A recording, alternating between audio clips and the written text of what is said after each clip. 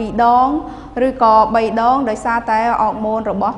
ពីខួរក្បាលបញ្ជាមកយើងចូលដល់គេនិយាយពីការអស់រដូវគឺអស់រដូវដែលយើងឲ្យនិយមន័យស្ត្រីថាគាត់អស់រដូវកាលណាគឺគាត់បាត់រដូវរយៈពេលពេញមួយឆ្នាំតែម្ដងគឺគាត់អត់មានរដូវសោះអាហ្នឹងគឺយើងហៅថាគាត់គឺចូលដល់អ្វីដែលគាត់អស់រដូវហើយជាទូទៅវ័យអស់រដូវច្រើនកើតមាននៅចន្លោះពីអាយុ50ទៅ55ឆ្នាំ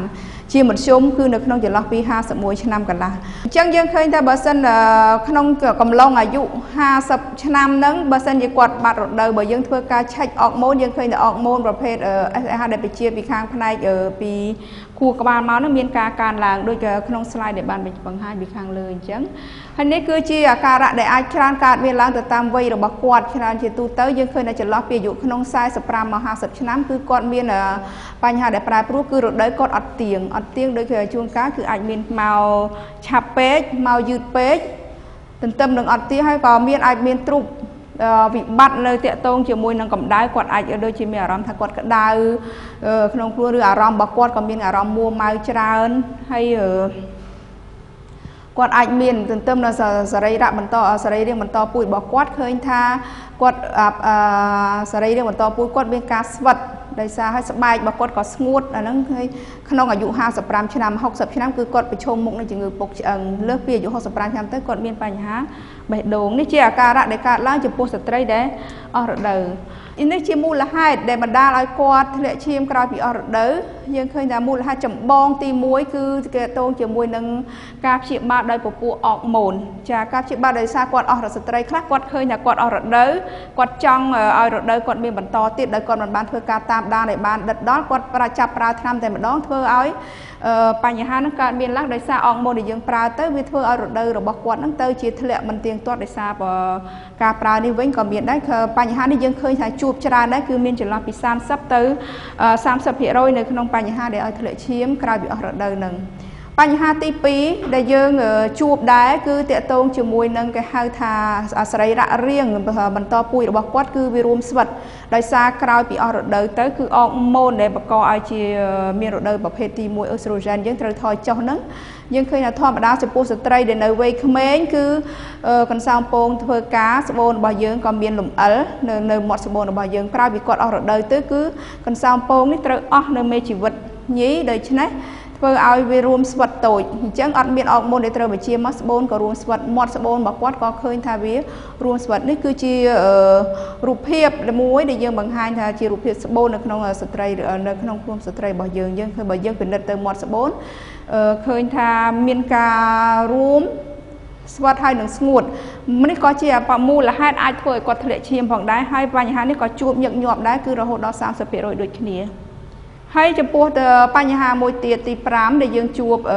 បន្ទាប់ពីនឹងគឺគេហៅថាការរីកក្រាស់នៃកម្រាស់ស្បូនកម្រាស់សាច់ស្បូនខាងក្នុងរបស់ស្បូននេះការរីកក្រាស់នេះគឺជាមូលហេតុវាតកតងដូចគ្នាដែរជាមួយនឹងការកើនឡើងពពួកអរម៉ូន estrogen ប៉ុន្តែការរីកក្រាស់នៃកម្រាស់សាច់ស្បូននេះមិនទាន់ឈានដល់មហារីកទេនឹងជាមូលហេតុដែលយើងបានជួបញឹកញាប់ដែរពី5ទៅ10% ដែលធ្វើឲ្យគាត់ធ្លាក់ឈាមអញ្ចឹងពេលដែលគាត់ធ្លាក់ឈាមមកជួបគ្រូពេទ្យធ្វើការពិនិត្យនេះគឺរូបភាពដែលយើងពិនិត្យដែលយើងធ្វើគេហៅថា hysteroscopy មានន័យថាយើងធ្វើការថតឆ្លុះទៅក្នុងស្បូនតែម្ដងយើងឃើញថាសាច់ស្បូនរបស់គាត់គឺវារីកខុសពីធម្មតាហើយចំពោះការរីកនេះវាអាចជាមូលហេតុមួយដែលនឹងវិវត្តទៅរកមហារីកសាច់ស្បូននៅថ្ងៃមុខបើសិនជាគាត់មិនបានធ្វើការតាមដានឬក៏មិនបានធ្វើការពិនិត្យឲ្យបានត្រឹមត្រូវទេនោះហើយចំពោះបញ្ហាដែលយើងជួបមួយទៀតដែរនោះគឺគេហៅថាដុំនៅក្នុងស្បូនប្រភេទដុំនៅក្នុងស្បូននេះវាបើជាទូទៅគឺជាប្រភេទដុំស្លូតទេប៉ុន្តែផលរំខាននៃដុំនេះមិនបង្កឲ្យមានគ្រោះថ្នាក់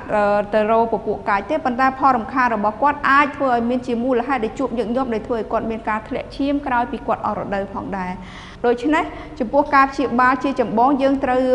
គឺយើងព្យាបាលទៅតាមជាលក្ខណៈជាធម្មតាត្រូវគាត់ថាតើគាត់មានបញ្ហាជាជួនកាលគាត់ឡើងគីឡូខ្លាំងពេកដោយសារពពួកអរម៉ូន estrogen កើនឡើងអញ្ចឹងយើងអាចព្យាបាលដោយគាត់ធ្វើការហាត់ប្រាណឬក៏ជួនកាលអាការៈ stress ក៏អាចជាមូលហេតុមួយដែលធ្វើឲ្យគាត់មានបញ្ហានេះគាត់អាចកាត់បន្ថយនៅអាការៈ stress របស់គាត់ហើយយើងអាចធ្វើជា regime ចំណីអាហារដែលអាហារណាដែលបន្ថយនៅការឡើងគីឡូហ្នឹងព្រោះអាការៈហ្នឹងជាចំណុច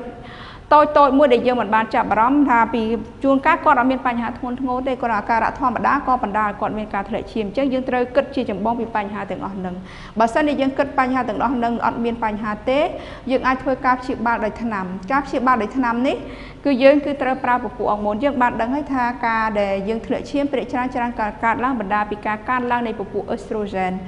chẳng dương ai chịu ba đời cà prao của ông muốnประเภท TP จะประเภท progesterone นำไปตุบสกัดจมูกนังการลัง estrogen ให้ผู้ประสิทธิภาพนี้อาจบ้านประหารเจีย50%บรรทัดคือกดตรการปลาระยะไปอยู่ดำไปชีบาเมียนวิธีมวยตีคือยังอาจปลาชีบาวิธียังคือปลาที่หาทายยังปลาจีก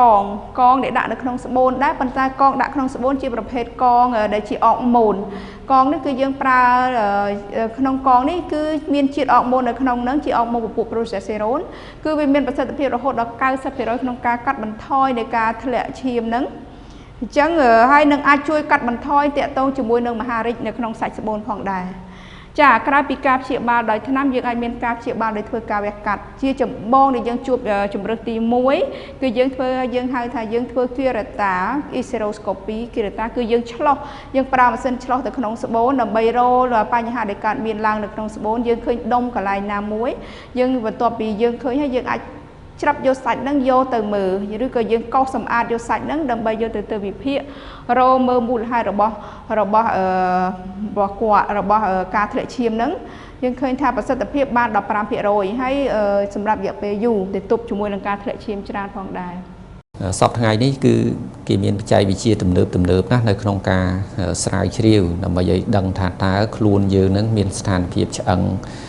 สปูดจังบ่อยืนปกหรือก็จังบ่อยืนธรรมดามาเส้นนี้คือยืนอาจสแกนมือจังบ่อยืนตูแต่งครูนแต่งมูแต่มาร้องคือดาวครอนแต่ยืนดักไก่เชิงโชว์ตื้อคือเจมาเส้นในปลาระโลกสมเด็จมองระยะเป็น30 วินาทียังอาจดังปีสถานพิษจังระบอบยืนหายวิมีการวิพิโดยสวายประวัติเจนเจรบายการได้มีการตัวสกอลโดยองค์การสุขภาพไปพบโลกสอบทั้งไงนี่คือมาเส้นไอโก้คือเจมาซินมุ้ยได้กบงเป็นยมในขนมกาเทือรูบินชัยระบอบครูเป็ดในขนมไปพบโลกสอบทั้งไงนี่มาเส้นไอโก้นี่เหมือนตรมแต่ยืนอาจมือในขนม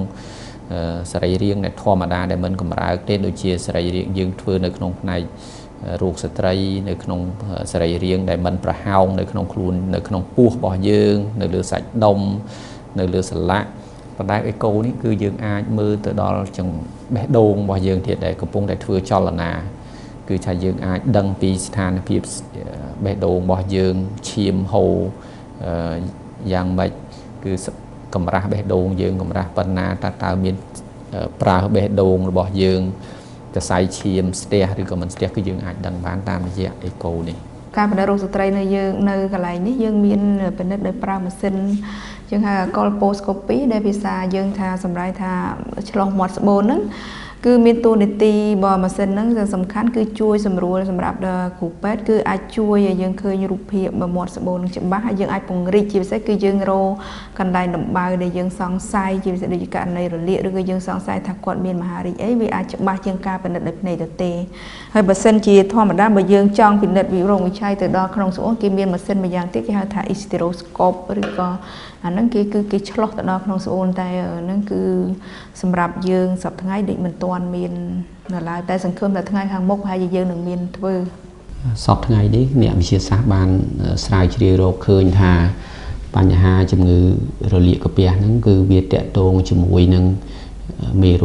เอลิโกบาเตะให้จมูกเนี่ยเมนจมูกมหาริเพียจะรานั่นก็เกสังเกตเคยมีนทำเมโรเอลิโกบาเตะนั่นในขนมกระเปียไหนจังวิธีศาสตร์ได้จงกราวในขนมปฏิกรรมเชียเยื้องคือวิธีศาสตร์ได้สลายเชียวเมียนสกัดตึกกินเพียบขปูเชียงเกบังพอดในขนมกาโรคมือเมโรเอลิโกบาเตนั่นคือการเทือแตกตามต่างห้ามระบบเนี่ยจมูกในเปเดเนี่ยจมูกกระปุงไทยเมียนเรียกเปียจังการเทือแตกต่างห้ามนั่นคือเทือแตกอย่างมัดในขนมนั้นคือเลียบกับบอลอิโซโตปเลยดอกบุญคือเชียเซดอกบุญคือเชียบิเชียกับเชียวิธีศาสตร์จงกราวยี่เกมพอดนั้นกับบอลเซดอกบุญอยู่เลยแต่ให้ នៅពេលហ្នឹងគឺក្នុងរយៈពេល10នាទីក្រោយមកអ្នកជំងឺមេរោគជាតិកាបូនអ៊ីសូតូបហ្នឹងវាទៅចាប់មេរោគនៅក្នុងកាពះហ្នឹងហើយវាចូលទៅក្នុងឈាមហើយវាចេញមកវិញតាមដង្ហើម